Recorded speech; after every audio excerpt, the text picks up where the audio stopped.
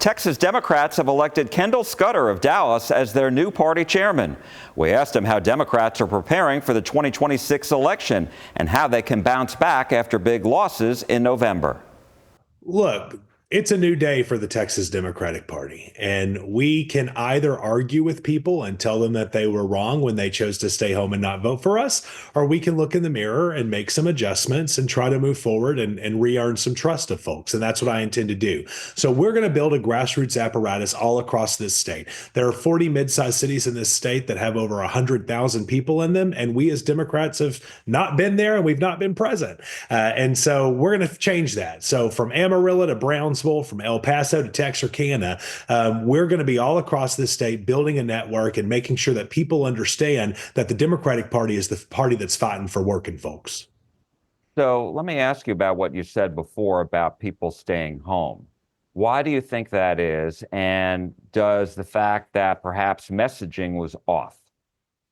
I think that the reason that those folks stayed home is because they don't always see a Democratic Party that's throwing down and fighting for them. And even if you don't have the levers of power, you should get caught trying. A lot of times Democrats try a little bit too hard to be middle of the road and try to be consensus builders. But the reality is that's just not where the electorate is anymore. They want to see elected officials across this state that are throwing down and fighting for their families. What do you mean specifically about that? What do you think the message going forward is? To me, what the message is that every single day when a Democratic elected official gets out of bed, they're trying to think about how to make your life easier, okay? I'm the kind of guy that worked at a Dairy Queen and waited tables to put himself through Sam Houston State, okay? I'm not one of these Ivy League eggheads, okay?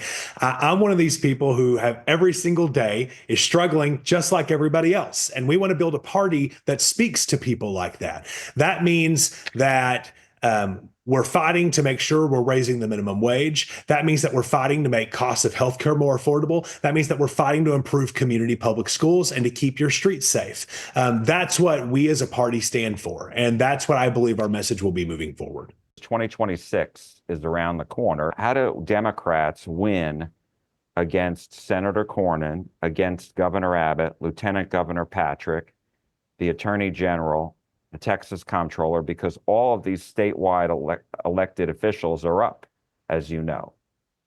Well, let's be real clear. There's a whole primary process that's at play, and I don't know that we're running against John Cornyn next year. I would really hate to be John Cornyn right now.